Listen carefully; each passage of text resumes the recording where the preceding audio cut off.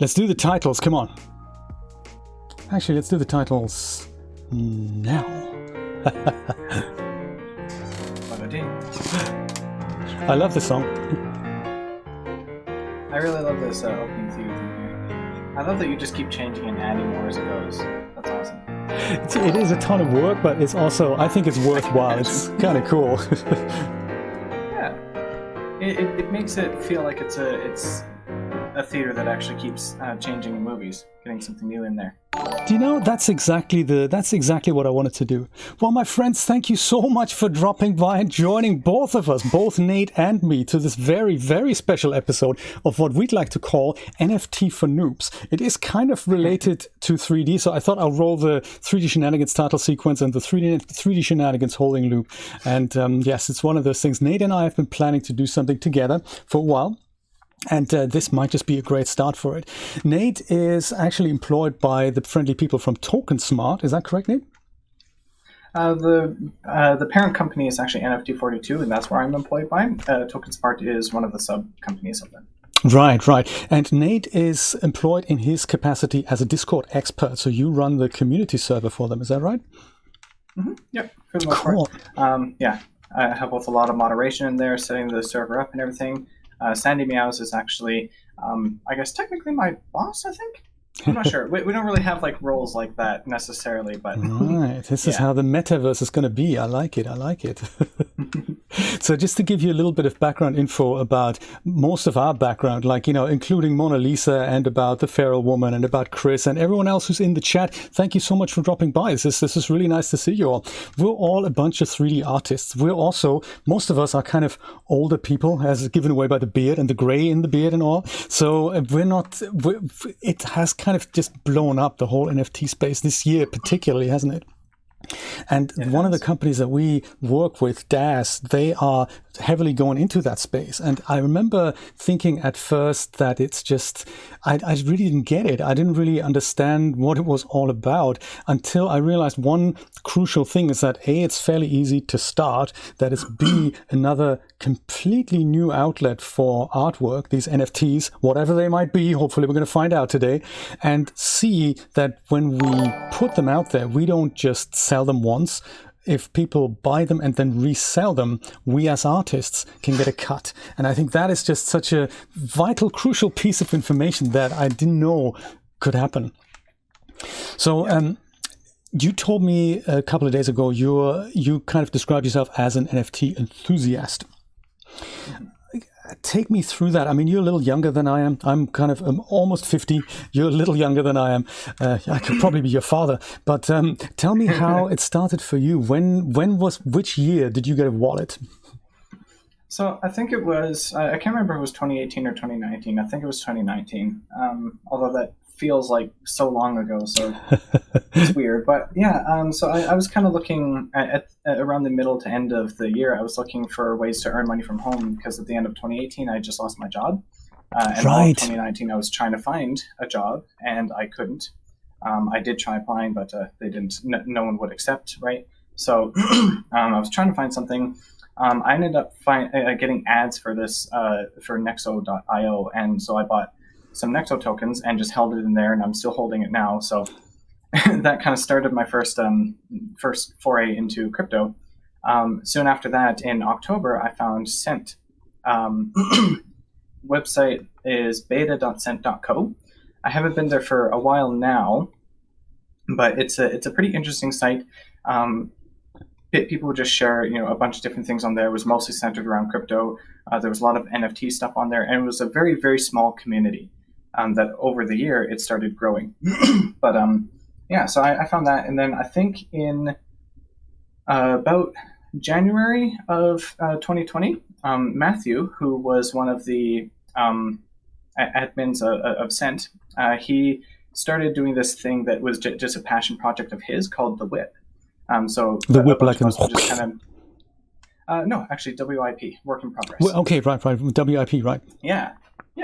So we would he would gather a bunch of us just from the community, right? Just from the Cent community, to go and meet in crypto voxels and talk about what we've been kind of working on, what new things we're working on, things like that, and everyone would get a turn, and that would be kind of it. He started giving out a gift, an NFT gift or something, a little while later, which is kind of cool. And then it gave incentive to like share the WIP meetup and share that this is something that's happening, right? And he wanted to take it bigger, so he started to, right? So he started getting other speakers in, other companies and stuff like that to speak about their WIP and making it kind of like a specific dedicated weekly event, right? Okay. And at the very beginning, and even now, we still have audio issues every now and then, but at the very beginning of it, there were definitely some audio issues. Like some speakers, they would try to talk and they just wouldn't be able to. No one could hear them for whatever reason. What platform were you using? Just out of interest? At the beginning, it was just CryptoVoxels. They had a thing where you could like share your mic, and it's kind of like an online game. Well, right. I'll get to that as well. But yeah, so pressing V holding V to talk sometimes didn't work for some people for whatever reason it was. So I thought, okay, well, why don't we just use Discord, and we can kind of all funnel. Or no, actually, Discord came a little while after. Right. Because first I'm like, okay, why don't we just, or maybe, I can't remember. I made some suggestions to Matthew about how we could make the audio better and more stable and everything, right? So I think I did suggest using Discord, and that I would just funnel everyone's voice through Discord into CryptoVoxels using the whole V to talk, right? So we did that for a little while. Then it just became mostly a Discord. Then they started adding new things to the CryptoVoxels, and things stopped working. And so we go Discord mostly, and then CryptoVoxels kind of change things. And so sometimes like it's just up and down with the audio stuff. So, but yeah, so they basically made me a mod in there, in TokenSmart, right? And started giving me more jobs and more things to do. And then the Rizzle offered to employ me at NFT42. That's the story. We're sticking to it. This is exciting. Okay, interesting. So, Chris, you mentioned a few words that I don't think many of us may not have understood. So one of them was CryptoVoxels. I don't know what that is. You mentioned two other things that I have a feeling are probably blockchains, but I'm not entirely sure if that's correct. So one was something about Sint, I think, and Sint. The other one, Sint, right? That's it. And there's a third one that I believe you also have tokens in right now. No, currency in.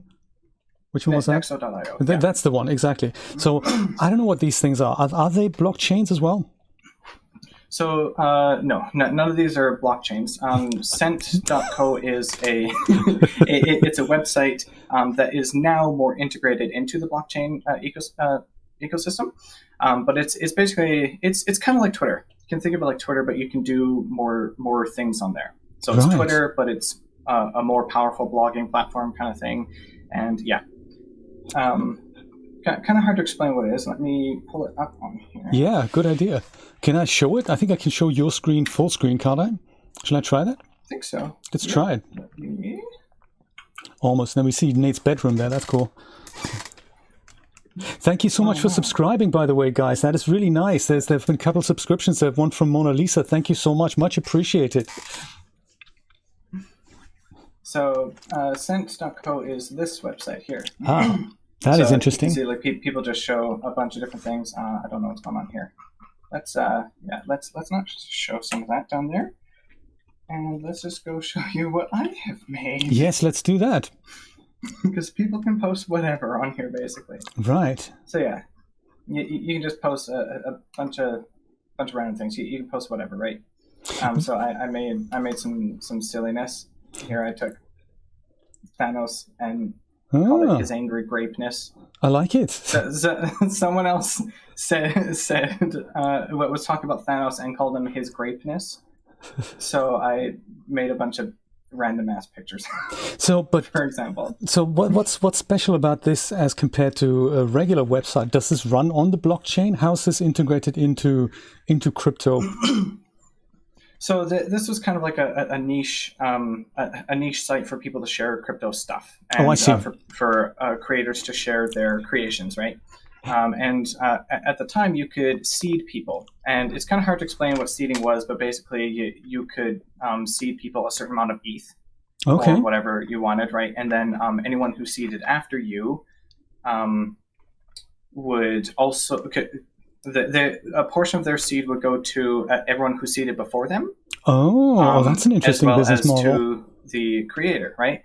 Then they kind of changed that and made it a little bit different. I can't remember what exactly that was. And now they've made it so where you can just... what is it here? I'm not logged in.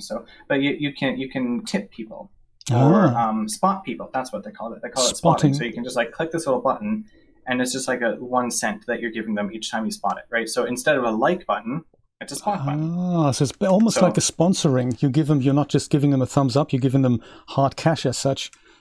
Yeah. It's cash as in like fiat currency, or are we talking cryptocurrency?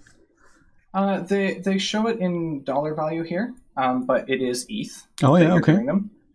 And now, very recently, they have added a thing where you can actually mint your posts. So now these posts can be made into NFTs on the blockchain. Oh my! Rather casually. So this is exciting for me as a content creator. I write articles on my own websites, and it will be seriously interesting to say, hey, this whole article is now in NFT. Of course, that is also possible. I never really thought about this. I see. This is where we all need a lot of guidance with, Nate. So that's an interesting example of something and how it started. Mm-hmm. And then Crypto Voxels is... Yes, that's the other one. Crypto Voxels, right? Yeah. So it's kind of it's metaverse, right? So in here, every plot of land that you see, that land there, this land here, that land there, every piece of land here is an NFT. So you can buy these lands, and they exist in your wallet, and only the person who owns the wallet has control over it. And you can give other people rights to build on it as well, or you can build whatever you want on it. You can import these Vox models, so things like this, right? Can't go through. So some of them you can go through, some of them they make solid. Let's see here, let's attempt this tree. Yeah, so you can go like through this tree here, but some of the Vox models you can make solid, right? It's like a gallery. Yeah, and people literally use these like art galleries. Like, it's actually really cool. And then you can click on each of these things, and they take you to whatever's linked in it, right? Let me just... Sorry, it's got audio. Has it? Okay. It. Yes, and it's like ambient. Me, so I'm going to mute it. Okay. The Louvre Pyramid, that's it, Linus, absolutely. And it does indeed have certain... It does look like Minecraft. And it's, I can see the appeal. I mean, it is extremely low resolution right now, but that's just a technical thing that you can overcome, like Minecraft fairly well shows. Just put RTX features in and boom, high-res textures, and you've done it. So that's just a technicality almost. So, but the interesting thing about this then is, what's this called again? This is called Crypto Voxels. Crypto Voxels. CryptoVoxels.com. Gotcha. So, and anyone can go on, and even if they don't own any land, you can create a free space, which is nice. You just connect your wallet in there. Oh, many wallets. Wallet Link, MetaMask, Wallet Connect. Facebook have wallets? Yes, of course they would be, wouldn't they? Sorry, Meta. Oh, I didn't even notice that. Ugh. That is... Excuse my disgust. I do take it you're not exactly a Meta Facebook Meta fan. I just don't really care that much about Facebook. Same here. In general. View space page, sure. What is it? So I created a space, a free space, which is not a public thing. It's just a private thing, so you can kind of fool around. And I was just kind of testing some features in here so I can help other people who have questions. Right. I'm not great with crypto voxels. I don't own my own land or anything, but yet just basically done this.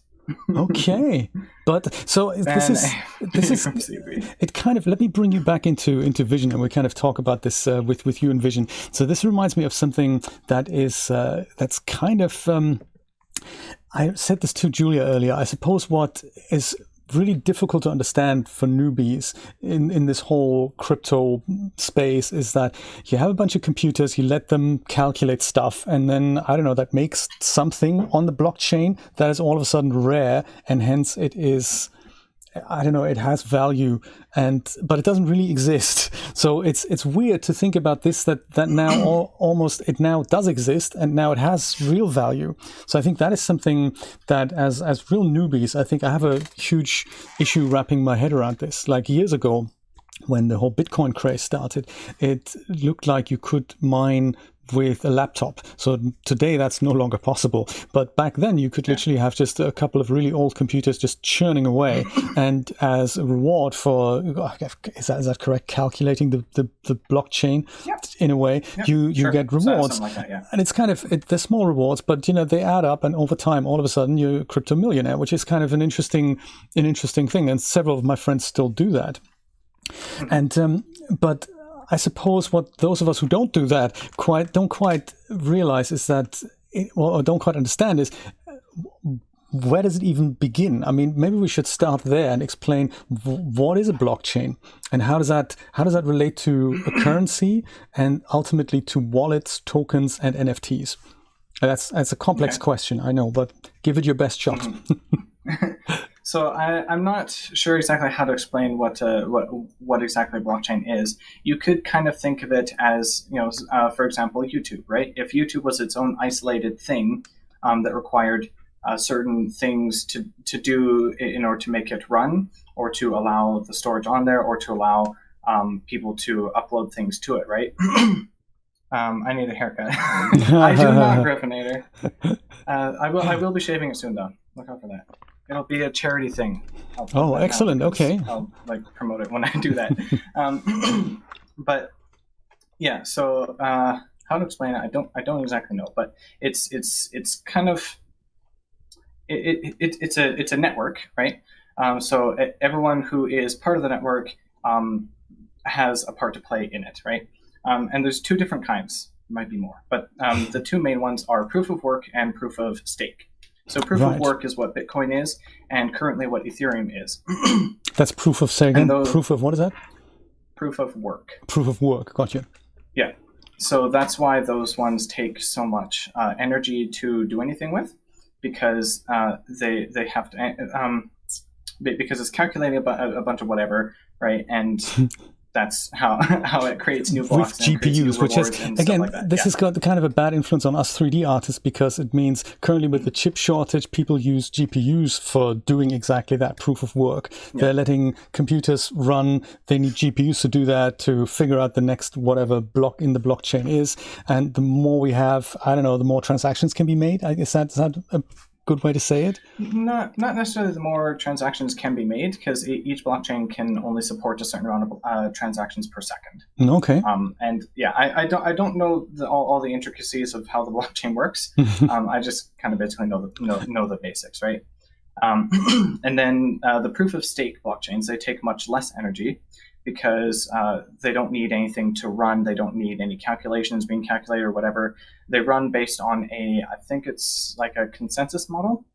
So basically, there's a bunch of people who have a certain amount of X, Y, or Z token, right? Whatever token it is, for the network to run.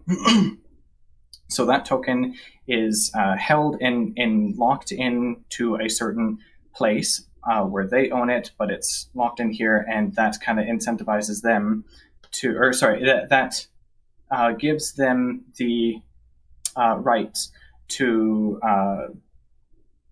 validate transactions, right? And okay. And for doing so, and for doing things correctly, and not messing things up, because you can mess things up.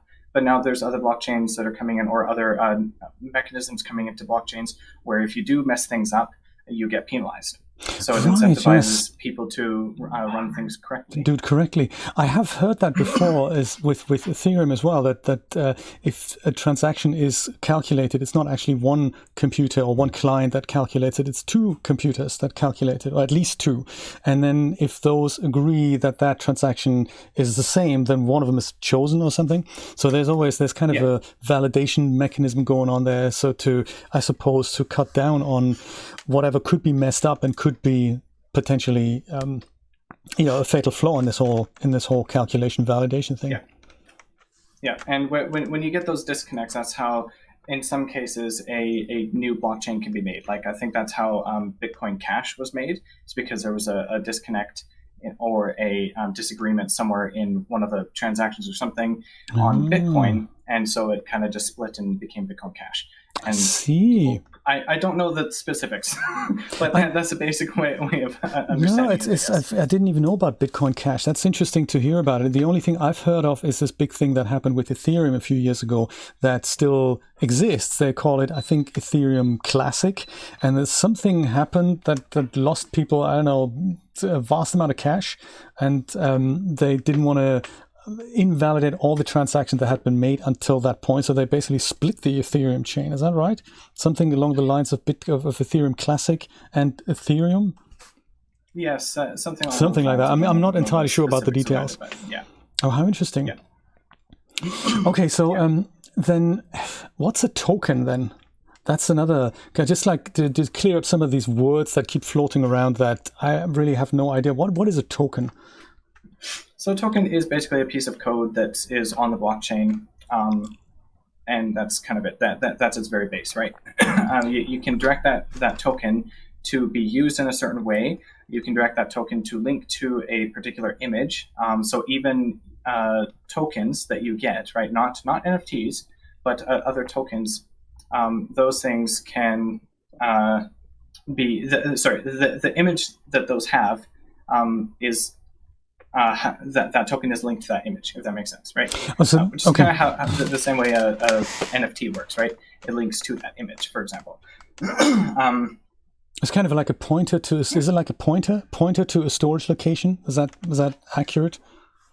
Something sort of like that. Yeah, and then on the blockchain, the token is designed in certain ways for whatever it is, right? Right. So token is if I just call it a pointer, just from my own understanding, if I had a token and it points me to a thing, could be a transaction, could be an image, could be a portion of binary data, doesn't really matter. That's its address. Is that something we can replace it with? Something along like that. Yeah. Okay. Something along those lines. So these tokens, they live on the blockchain. They don't live in my wallet. My wallet is just a thing that holds an address to a pointer on the blockchain, or kind of maybe. So the token, there's some tokens can have an unlimited supply. Some of them have a limited supply. And if it has a limited supply and you have some of it in your wallet, it is in your wallet. Those cannot be taken out of your wallet without your consent or without the. I think there are some where depending on what the code is made, but depending on what the code is, it could be designed to exit and leave your wallet in some respect. I don't know how to explain it. That's getting more advanced. Let's ignore that. Let's ignore that. So then, tokens, do tokens live on the blockchain or do they live in my wallet? Yep. They live on the blockchain. In the blockchain. In the blockchain. Yeah. And the blockchain is the blockchain itself, no matter which one, is that something a bit like the internet, in which multiple computers kind of work together to represent something. And if I take one computer away, the whole network is still there. And if I add others to it, it'll just get bigger. Is that how it works? Is that how blockchain works? Yeah, you can think of it as such. Yeah. So if I were to go, I'm sorry, I'm just jumping around from one place to another. So if I'm an artist, I upload an image onto the blockchain, I create an NFT for it, and it's now available to purchase. And I've technically uploaded data. So the image or the data that I want to sell, does that also then live on the blockchain? Is that where it's stored? It can. So there are different types of NFTs, right? Right. The majority of them are stored on IPFS, I believe, which, if you don't know what that is, that's the Interplanetary File System. So Seriously? it's Interplanetary file system, that's real? That's what it's called, yeah. Jesus. and that is, again, like Okay. it's a network of a bunch of different computers that, like, you could even rent out your computer as well for storage space, right? That's basically what it is. I'm sorry, Nate. I'm still a little bit puzzled about the whole. This is. I think that these guys are really thinking ahead. I mean, Interplanetary suggests that at one point we have things like that on Mars or maybe on a Saturn moon, and we'll all be connected that way. I mean, that's how far thinking this is. That is kind of crazy. Potentially, yeah. It would be really cool once we get that far advanced. I remember when NASA deployed the first kind of the surveyors on Mars. The first thing they did was deploy the internet there, and I thought it was kind of funky that they addressed where we are as blah blah blah .sol to dedicate. Well, this is in the solar system, because they're thinking so far ahead that eventually they're going to be in other solar systems that have different endings. And I thought that's perhaps a little bit far beyond our generation, but it reminds me kind of that thinking. Interplanetary file system. Okay, interesting. So I'm still thinking in terms of, old guy discovers the internet type thing. So we have, it's the same with regular IP addresses. They just point to computers that are somehow connected to the internet. The internet isn't, after all, in a little chocolate box, whatever. It's one of those things. That computer could disappear, and then the internet will still function. So I suppose a little bit like that is like that with the blockchain. Yeah, that's exactly how it works. Hey, Sandy. So the IPFS it stores bits of the data that you upload to it on multiple computers around the world, right? Okay, gotcha. And every time, so when it comes to NFTs, a lot of people, this is maybe jumping a bit ahead, but a lot of people don't understand like the whole ownership thing, right? Or why can't they just like download it and resell it or something like that, right? Well, when you upload it to IPFS or other storage solutions, there is a hash that is created based on the data that's in there. And you can literally change that hash by changing one single pixel in a very large image, right? So it'll be completely unnoticeable. You could change one single pixel, upload it, it'll be a completely different hash, right? Gotcha. But the thing is, the blockchain has a date of when it was uploaded. It has a record of all these things, right? So you can always figure out which one is the original and which one was just uploaded recently or something like that, right? And if the hash doesn't match, even though the image appears to, then that's also pretty easy to figure out which one is the original, right? Okay. Hashes, just for those of you who don't know that, this is something that I do know from my coding past, is a verification checksum that is built from a portion of binary data. So you can run a little program over a piece of data that generates a hash. And the hash is essentially a checksum that verifies this is at the time that I've made this data. This is the checksum that describes it. If I go and change something in that data and run the same calculation again, the checksum will be different. So often what that's used for in software is that if you download an image from somewhere and you want to verify that it is correct, that no one's altered it in the middle, you would go and run your own calculation and verify that the checksum that comes out of your calculation is the same that they've given you. And if they match, you can be fairly sure that that's the thing that's still untouched and no one's tampered with it, I suppose. Yeah. Interesting. So that happens on the blockchain as well. So NFTs, and then in particular as NFTs, so Bitcoin is a cryptocurrency. Ethereum is also a cryptocurrency. They're both on they're different blockchains, whereas Bitcoin doesn't have NFTs, but Ethereum does have NFTs. That's another question mark that I don't really understand. Why can't I buy NFTs with Bitcoin? So the interesting thing is, Bitcoin was the one that originally came up with the idea for NFTs. I don't really know the history of that or why it didn't work exactly, but it didn't really work as well as what was hoped. So when Ethereum came and Ethereum started doing started doing NFTs, it worked a lot better, right? So Okay. that's why, and then Ethereum became the popular one for NFTs. Bitcoin Cash has NFTs, which exist currently, and you can go and purchase. Oh, I didn't know I don't that. think they're that popular. Yeah, I don't think they're that popular, and I don't know exactly where or how to do that. Interesting. Okay. So then so NFTs, this is kind of this exciting terminology. It stands for non-fungible tokens. What exactly is fungible? So it's a really weird word, right? And they could have used something totally different, something that actually made sense instead of something that sounds like mushrooms. Yes, exactly. The mushroom thing, I really don't understand at all.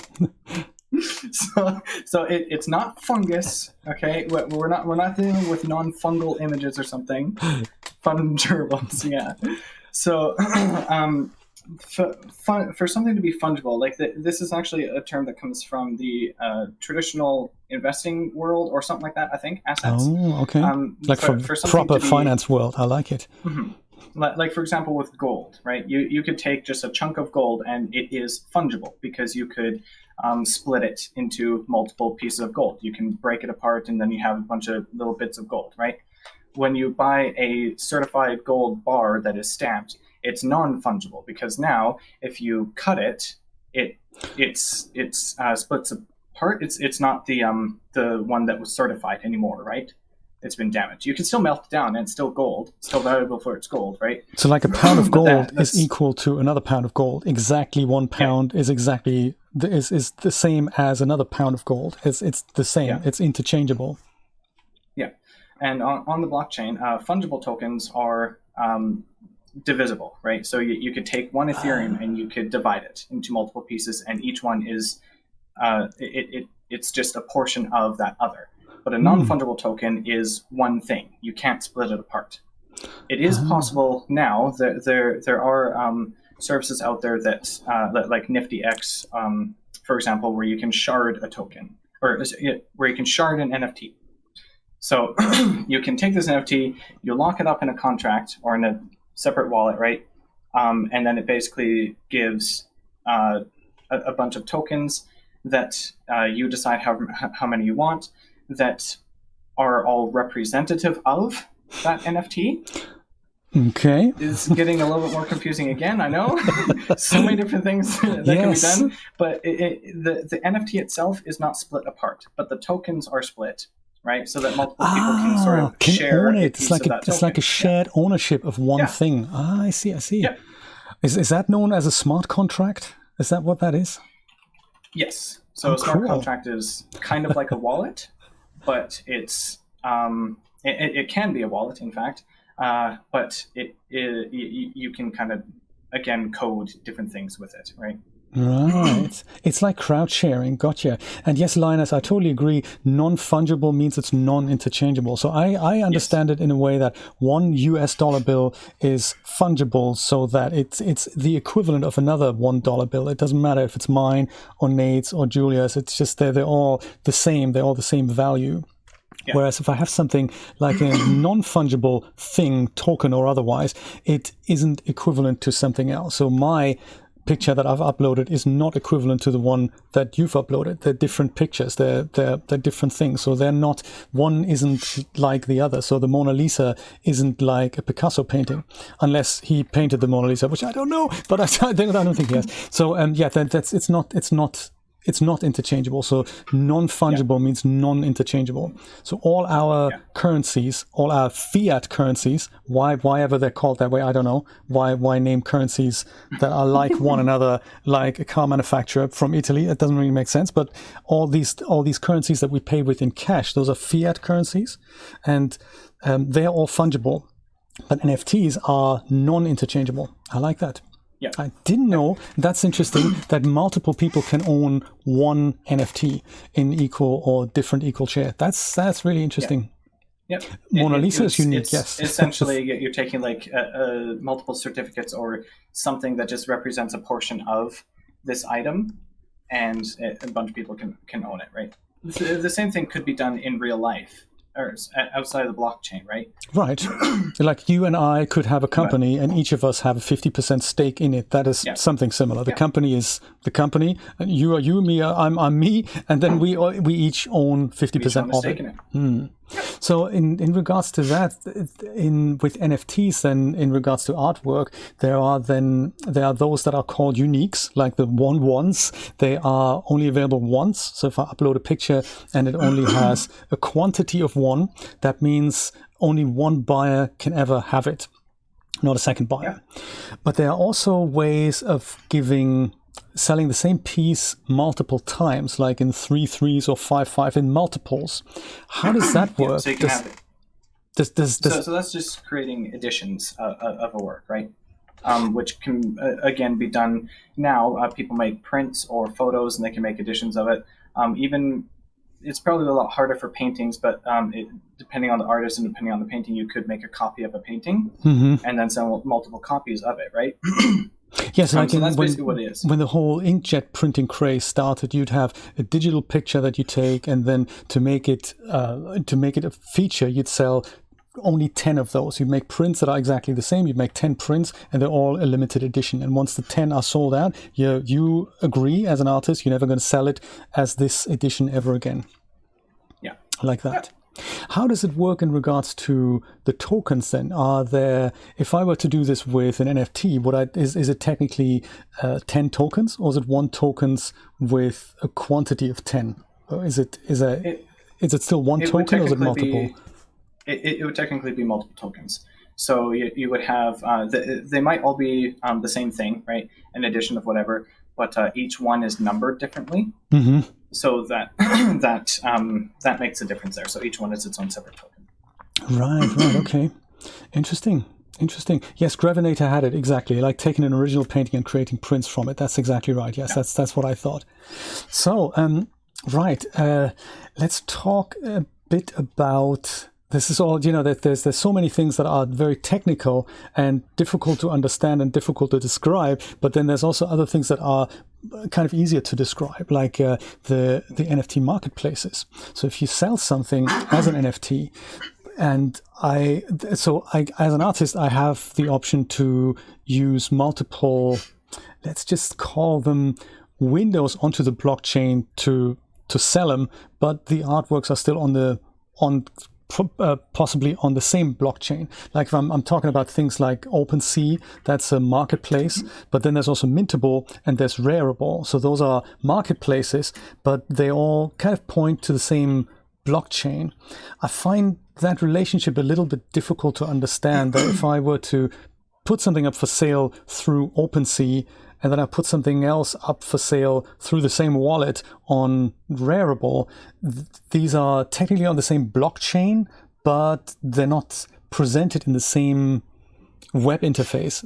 Do you know anything about the relationship between like OpenSea as a web interface versus my artwork being on the blockchain? Sure. So with the different marketplaces, each one has different features that allow you to do different things with your NFTs and stuff like that, right?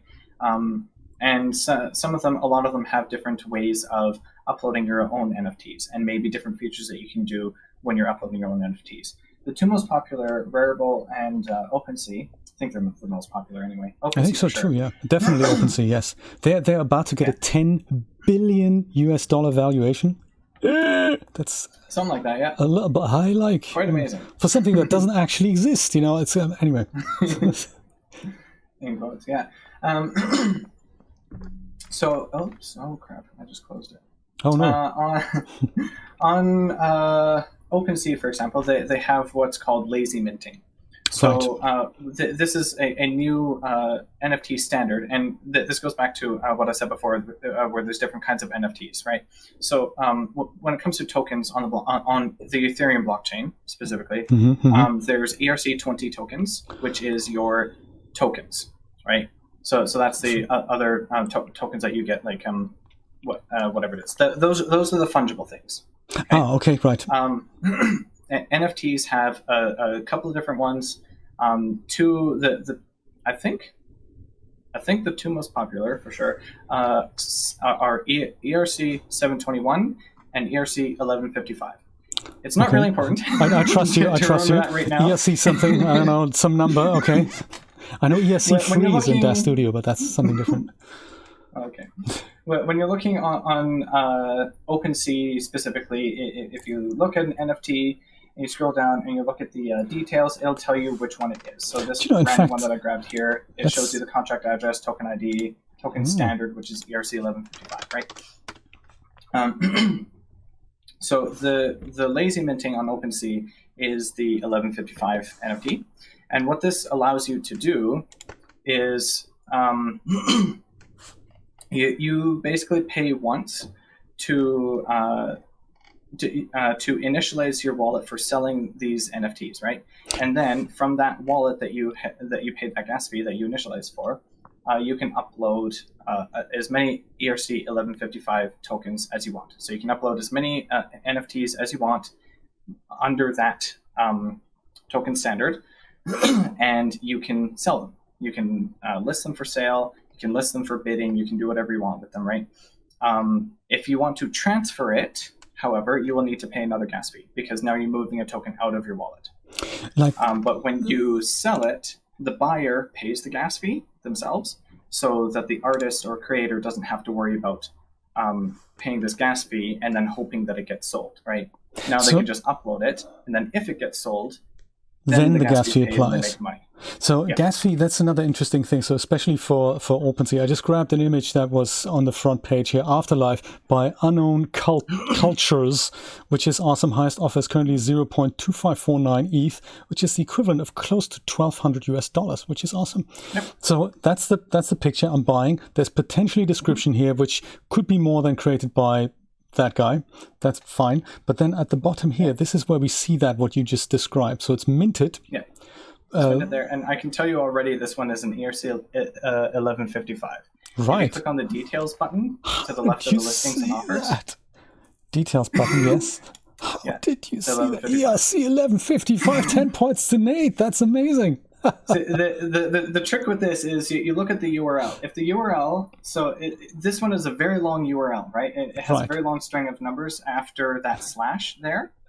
So if you look at it, you have OpenSea.io/assets. Exactly, yes. A string, that is the contract address. Then you have a slash, and then a long string of numbers. That's right. That second long string of numbers is the token ID, and because it's so long, it means that this is an 1155.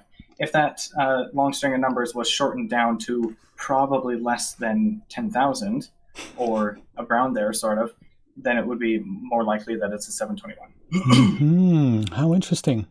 Okay. So so I sign up with OpenSea. This is kind of the way it works. I sign up with OpenSea. I need to have a wallet, like MetaMask is an example of that. Is that correct? Is that a wallet, or is that just a wallet holder? I don't really know the difference. It's a wallet interface. Wallet interface. So one wallet interface like MetaMask can hold multiple wallets if I wanted to. Is that right? Yes. Yeah. You can have multiple wallets within one MetaMask account. Yeah. Cool. So I sign up. It's kind of free to get that, but in order to list my first piece, I pay an initial gas fee just to get going on OpenSea, and it's around. We've just done that, and it is around $200 odd. So it's over $200, but that lets me, once that initial fee is done, I can list my first piece, and then I can list multiple pieces, and that's not going to cost me anything anymore, which is cool. So this is what this guy's done at one point. He's done that. He's initialized his wallet with some ETH, and he put that on the blockchain. Sold it then for 0.08 ETH, at which point it was transferred from Design Brute to Chow, right? So he got the cash. The other guy got the ownership of this of this NFT, right? Yep. So then a little while later, in fact, just 14 hours ago, this guy, Chow, sold it for How much more? That's amazing. That's like 100 times more, 1.9 to this other guy called AB whatever, and did the same thing. At this point, and this I find that so fascinating, at this point, this guy here, not null address, that's like basically coming from nowhere, I guess. This guy here, Design the Brute. null address is when it's minted. When it's minted, right. So this guy, Design Brute, he potentially got a royalty of that. So if it was 10%, he still got 0.2 ETH out of this somehow, right? Is that right? So something like that, yeah. 0.19 ETH if it's a 10% royalty, which is awesome. So this resale made him actually more cash than the original sale. So this is something seriously exciting for digital artists to remember, that this is how it can go. So it's not really the initial sale that you make. It is the sale that somebody else makes at one point in the future. So that is kind of cool. This only happened 14 hours ago, so congrats, both of you, all of you. So AB, whatever, totally owns it now. And who knows, maybe in a couple of weeks, he's going to sell it for 10 ETH. Who knows? But that is kind of interesting. Yeah. Right. So Julia and Linus were asking what decides this ERC standard and what's the benefits of the 721.1155. So what decides it? I guess basically you decide it. So if you're uploading via OpenSea's lazy minting, or Rarible has the same thing, where you can upload and not have to pay anything to upload, then it is an 1155. So how the 1155 works is it's free plus like one payment so that you can sell them, right? But otherwise it's free for you to upload it and create an NFT from it, and to sell it. After that, sorry, what am I saying? For the benefits of it is that as well. So you don't have to pay to list it for sale, because you only have to do it the once, so you don't have to pay for each one to be listed for sale.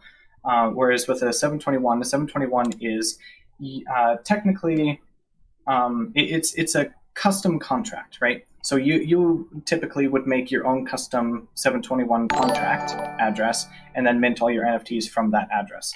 So that address would be owned by you on the blockchain. It would be it would show that you created it. Everything on there is from you because you created it, you control it.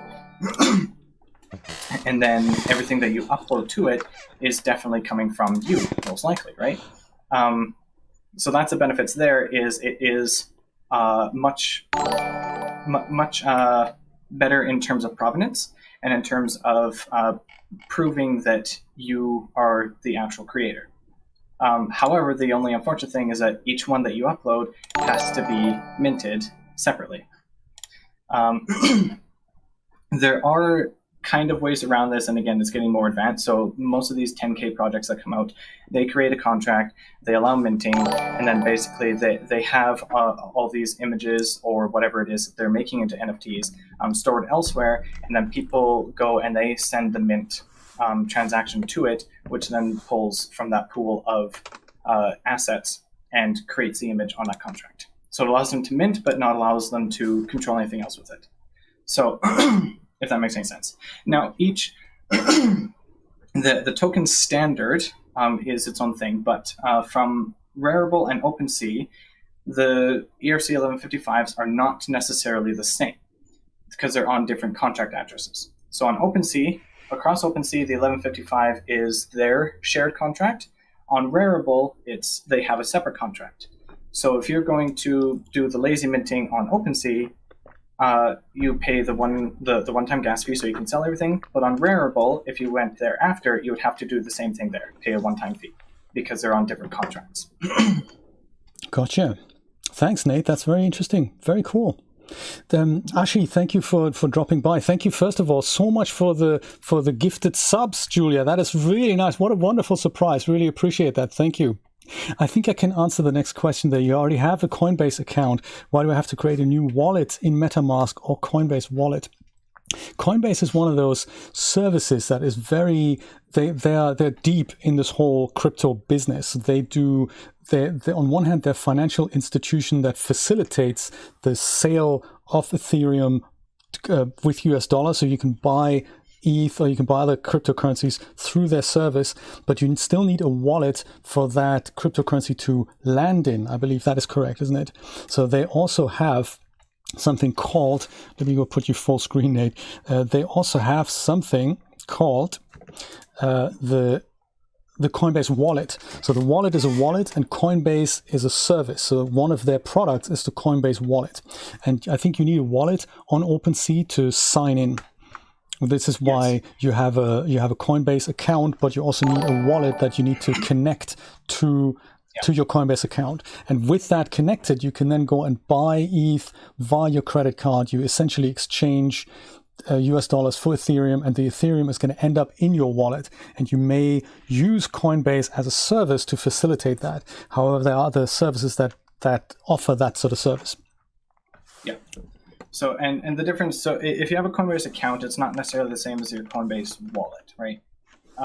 Coinbase is a what we call a custodial wallet. So custodial wallet is a wallet that you have, but you don't own the private keys to it.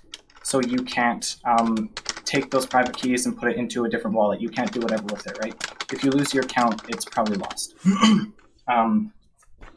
But it also doesn't allow you to sign in to things like OpenSea or other Web3 decentralized apps or sign transactions with that wallet. It's basically there only for interfacing through Coinbase or whatever service it is. Right, so you can't use it to sign into OpenSea, for example. Is that wallet connected to other NFT contracts from that point further? From which point further? What do you mean? Well, I suppose the way I read it is, so like so if you make a purchase with that wallet and you are now the owner of an NFT, that is basically stored in that wallet. If you had a different wallet, that previous purchase isn't necessarily in the second wallet. So if you had two wallets, those are not linked. You own them, basically like bank accounts. This is how I see it.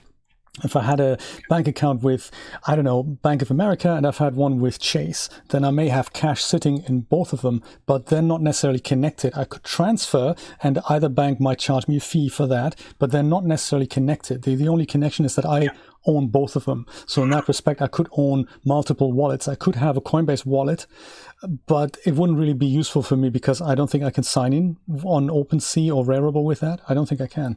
If you got the mobile Coinbase wallet, then you could. Oh, then but I if could. you sign up for a Coinbase account, which is a different thing, right? Then no.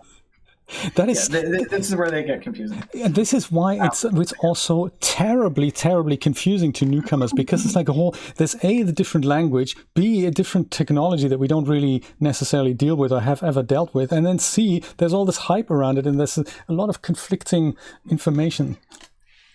Wendy had an interesting question, and Wendy had a good question about how do you know as an artist what to price your artwork at? So I suppose many of us who either have a back catalog or want to make artwork specifically for it to be sold on the blockchain through any of the marketplaces, how do we... where do we start? Ideally, I'd sell one piece for 100 ETH and then I'll retire. That'd be great, but that's unlikely to happen. So in the real world, I mean, I suppose cheaper sells better, probably, but also more unique is more desirable. So yeah, so it's hard. I'm terrible when it comes to pricing things. I usually just say, price it how you are comfortable pricing it, right? If you feel that the amount of effort that you put into it and what it is worth to you and what you are willing to sell it for is 10 ETH, you list it for 10 ETH. Or if you want to think in dollar value, which OpenSea does show you that as well, or you can just cross-reference how much dollar value ETH is at the time, then you price it how you're most comfortable with it. That's what I always say. Right, yeah. Crofty asked what's a PFP project. PFP would be profile pic.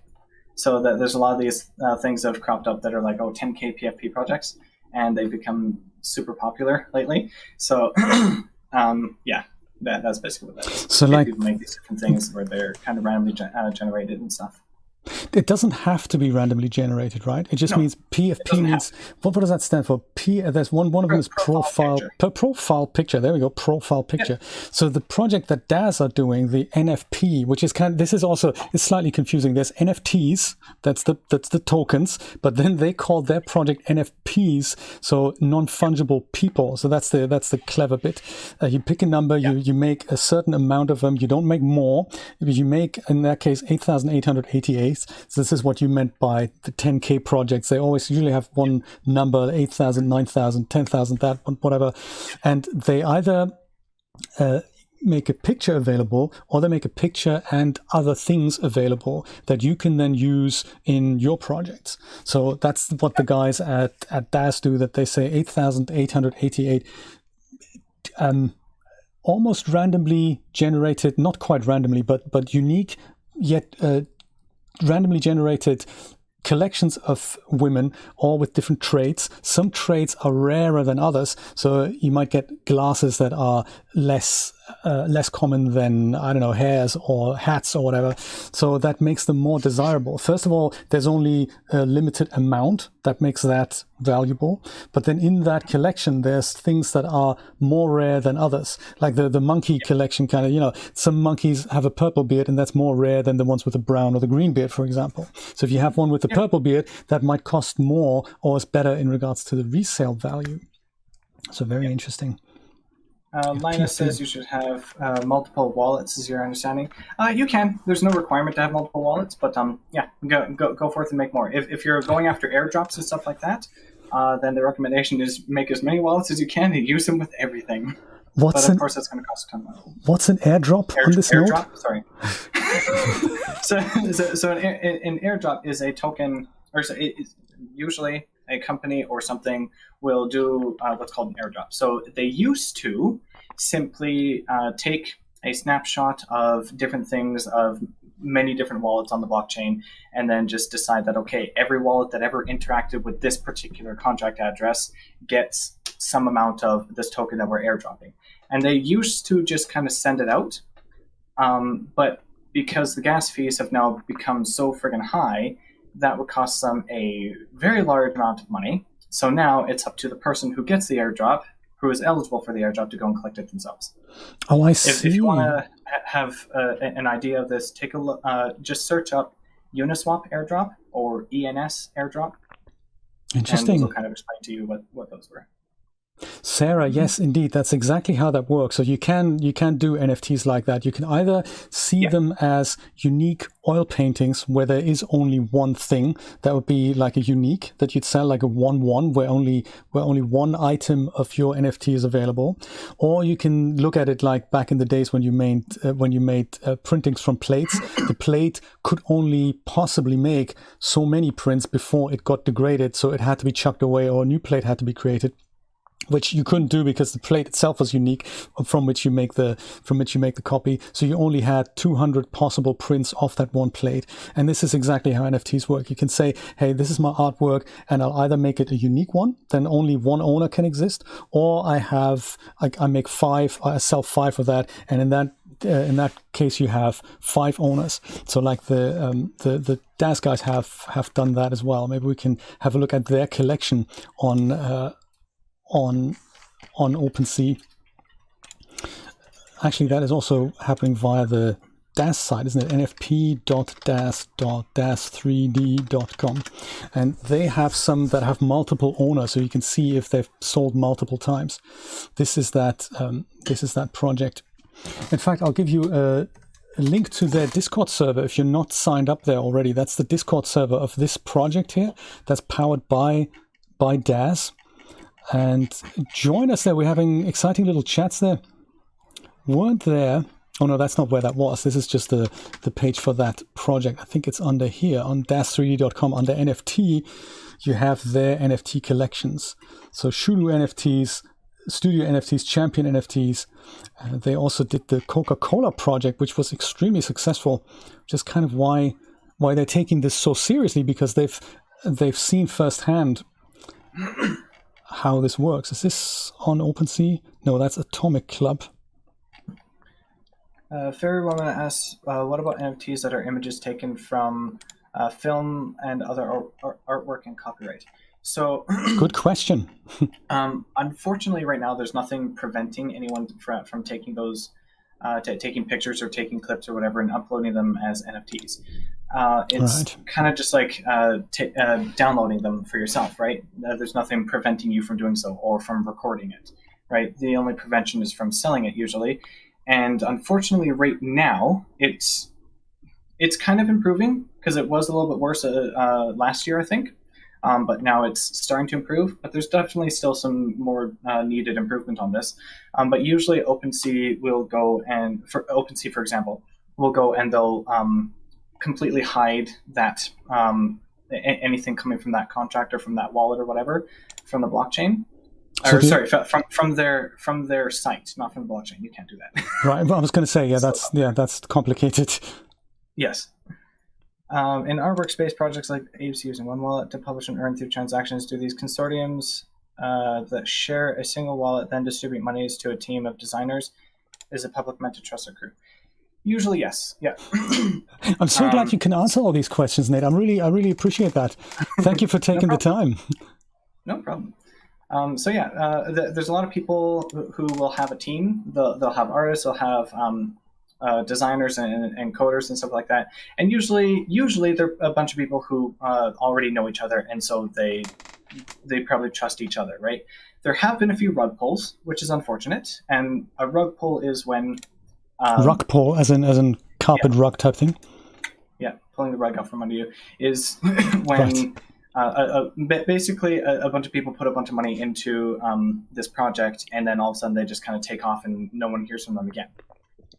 It sucks. It's dumb, and you just have to, I guess, do your research and figure out who's making each of these projects before just looking at an image and be like, I must buy now. Always do your own research. Right. I see so many generative NFTs. When I look at OpenSea, I'm not seeing any advantage to most of them. What should I be looking at for my art? That's a good question. I'm not sure. Yeah. I'm not sure what you mean for your art. Well, it's kind of an artist question. You know, what should I make to stand out from the crowd? I mean, am I going to make apes or sharks or pixelated whatever? So, am I not going to buy into any of that because there's already those already out there? I think from an artistic point of view, I think you should make as well as sell what you feel is right to do. And if that's an animation, if that's a hand drawing, if that's a picture you took of something that you actually hand drew years ago, then all of those things are fine. Some people put writings on the blockchain as well. They're not quite popular on OpenSea, but you can sell the original version of a novel that you've written. That's possible. This is what Quentin Tarantino wants to do. He wants to NFT the handwritten pages of Pulp Fiction, and the studio has something to say about it because they say, no, technically we own that. And he goes, no, I own the paper. And they go, yeah, but you're not NFTing the paper, and it's all difficult.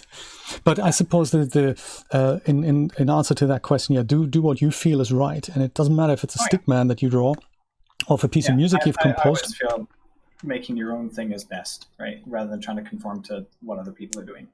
I think in that respect, it's actually better to have something that isn't conforming to what's already out there, because that's already out there, that already exists. So if you make the next 10K shark collection that's photorealistic, then that's still the shark collection that somebody else has made, I suppose. Yeah. Yes, Julia, something that you love and that you're passionate about. I think this is what everyone connects with, the passion that you put in. I totally agree, yes. Yeah. Sarah asks, if we use DAZ 3D imagery, can someone use the same imagery and copy an NFT created there? I don't know specifically when it comes to DAZ. Jay, you'd be able to more answer that. But when it comes to copying an NFT, it's... So again, like a lot of people make the argument that, you can just copy and paste or right-click save as or screenshot an NFT and then it's yours, right? But this plagiarism is still plagiarism. It doesn't really matter what area we move into. If I go to a DAZ listing and there's a promo image that Cake One has made, for example, one that we all love, Cake One, beautiful artwork, wonderful, always wonderful. I could technically go and save the image as, put it up for sale on the blockchain, but that's still plagiarism. So Eventually, these things are going to be found out. I mean, there's a real big gray area right now with things like Disney imagery. You know, you could take a screen grab from the movie and sell that as an NFT. That's kind of, you think, well, they've rendered that. That's clearly you can't do that. But what if I turned it into a GIF? You know, whatever frozen princess makes a comment and I put a little caption underneath it, that becomes a meme, and now that's technically something else. And because the meme is taken off, I could, if I've made it, I could take that and NFT that. That's what this little Chloe girl with the grumpy face, that's been NFT'd recently. So, but if that was original footage, that's different than, you know, it's different if it's original footage that I took on my own phone from my own daughter. Exactly. That's something different than me filming my TV and then putting a caption on it. It's a gray area. I think in years to come, we're going to have a lot of discussions about this very thing. Images based on still a Disney original. Yeah, exactly. To my knowledge, like fair use is still a thing, and it still applies to NFTs as well. Copyright still should apply there as well. Again, unfortunately, because there's no real easy way right now to detect these things, it's not automatic, so it'd be a very manual thing. And if someone does, for example, take a screenshot or whatever of your NFT, I mean, you would never know unless they start posting it everywhere or something like that, but they don't own it, taking a screenshot, number one. Number two, if they do try to upload it as an NFT and sell it themselves, then if you find out or someone finds out about it, then the best thing you can do is you can go to that page on OpenSea and report it. And you can report it as a copy of yours or whatever it is, right? And it would have to be very, very manual, like I said. Dragonate's mom, thank you so much for following. Really wonderful to see you. Hope you're doing well. Nate's mom, I speak to my mom. Right, this is awesome. Good to see you. It's good to see you all. Hey, this was really informative. I think, do we have other questions? There's so much other stuff. I mean, there's you know, I wonder if we should do this again, because there's a really nice setup and a nice round. The more we look into this, the more questions I guess we have, and it'd be lovely if you could come back and give us another guiding hand. Okay, so, two more questions in there right now. Crafty asked about different NFT galleries. Right, that's a good question. So I assume you mean like CryptoVoxels, Decentraland, Sandbox, maybe Somnium Space, different things like that. These are all different kinds of metaverses, and a lot of them, they allow you to buy land, which is an NFT, and then on that land you can build and do different things with it. I don't know the ins and outs of all of them, but Decentraland is more like a 3D, more of a 3D rendered space and more kind of like a game. Than CryptoVoxels is. CryptoVoxels has that very iconic, like voxely flavor to it. And it has a style almost. It has a style. Yeah, it has a very particular style, and it's really nice for that. It's not super highly graphical or anything like that, but I actually like that, and a lot of people really like that. Somnium Space is more focused on VR, I believe, and I believe you can. Yeah, I think you can also use it without VR, but for me particularly, it did not work very well. So. Do you have VR gear? Do you have VR gear, Nate? I do have an Oculus V2, but that's it. I don't. Yeah. I've never done VR at all. Linus, I totally agree. We should gear this towards how can we create our own NFT collections? I think that's a great idea. Nate, just one question for you. Do you have anything listed on OpenSea? I do, yeah. You do? I have a couple of collections on there, a couple of things that I've made. Couple of collections. If you want, we can come back maybe this time next week, next Thursday, same time, same place, if that's good for you, if that's good for all of you.